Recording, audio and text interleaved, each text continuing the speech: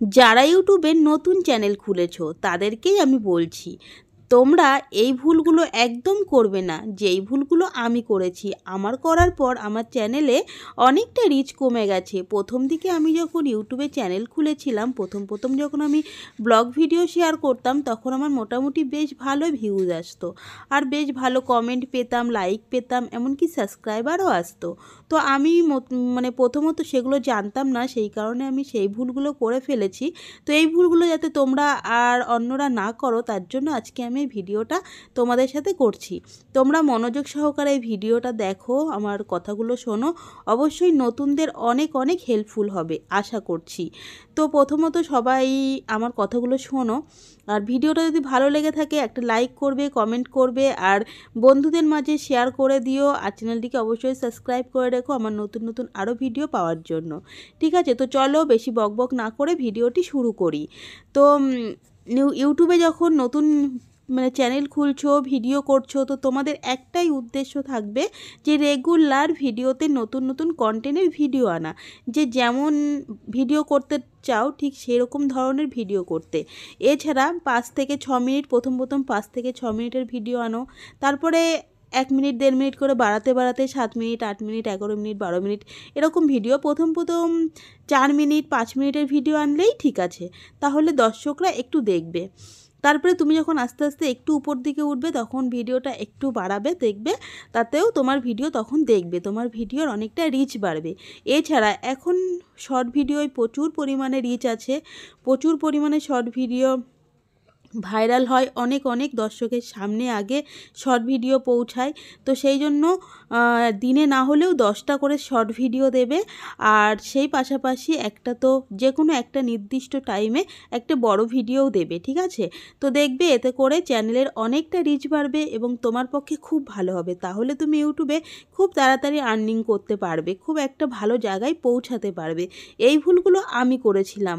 প্রথমত আমি ইউটিউবে চ্যানেল খুলি 2021 সালে, 21-এর ফেব্রুয়ারি মাসে, ফেব্রুয়ারির একদম লাস্টের দিকে চ্যানেল খুলেছিলাম।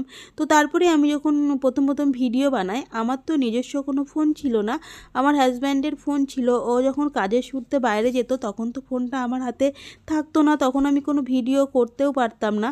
তারপরে ও যখন বাড়িতে আসতো তখন আমি যতটুকু যা পারতাম ততটাই শেয়ার করতাম, ভিডিও করতাম, তারপরে এডিটিং করতাম, করে ভিডিও পোস্ট করতাম।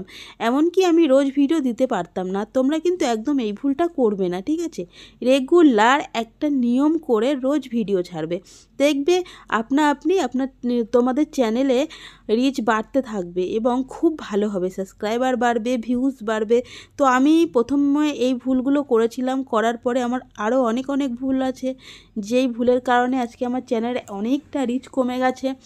আমার এখন মনিটাইজ চ্যানেল, কিন্তু আমার ডলার কেটে নেয়, ডলার থাকে না, আমি এখনও পর্যন্ত আর্ন করতে পারিনি। ঠিক আছে, তো যাই হোক, তোমরা যারা নতুন চ্যানেল খুলবে ভাবছো বা খুলে ফেলেছো, তারা এই ভুলগুলো কিন্তু একদম করবে না। আর একটা কথা কি, নতুন বন্ধুদের কাছে গিয়ে একদম বলবে না, নতুন নতুন চ্যানেলে গিয়ে বলবে না আমি তোমাকে তোমার চ্যানেলটিকে আমি সাবস্ক্রাইব করেছি, তুমি আমার চ্যানেলটি সাবস্ক্রাইব করো, আমি তোমার ভিডিও দেখেছি, তুমি আমার ভিডিও দেখো।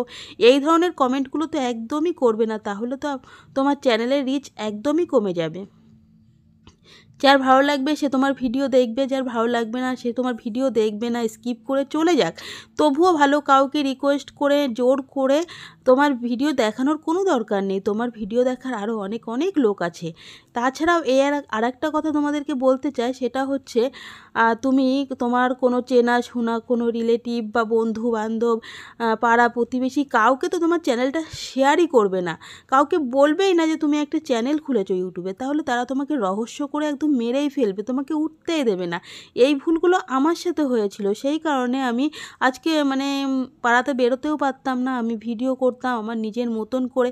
আমাকে অনেক কথা শুনতে হয়েছে, আমাদের ব্লগ ভিডিও, রেগুলার ব্লগ, সেখানে বিছনা তোলা, রান্না করা, বাসন মাজা, এগুলো তো থাকবেই। তো আমি যখন পাড়ায় বেরোতাম আমাকে ঠ্যাস ঠুস মেরে অনেক কথা শোনানো হতো, আমরা আর রান্না করিও না, আমরা আর বাসনও মাজি না, আমরা ঘরও গুছাই না, যত কাজ প্রসেনজিতের বউই করে, দীপাই করে, এরকমভাবে আমাকে আমাকে বলতো, তো সেই কারণে আমি অনেকটা ভেঙে পড়েছিলাম। আমি তখন ভিডিও ঠিকঠাক দিতেও ইচ্ছে করতো না, মানে মানুষের কথার জন্য। তোমরা কখনো এই ভুলগুলো করবে না। তো আমার ভিডিও দেখে যদি তোমাদের একটুকু হেল্প হয়, একটু যদি ভালো লাগে, তাহলে আমার খুব ভালো লাগবে। আর আমার চ্যানেলটিকে অবশ্যই তোমরা সাবস্ক্রাইব করে রাখো। আমি এই ধরনের আরও তোমাদের অনেক অনেক ভালো ভালো ইনফরমেশান দিতে চলে আসবো। ঠিক আছে, আজকে এই পর্যন্ত।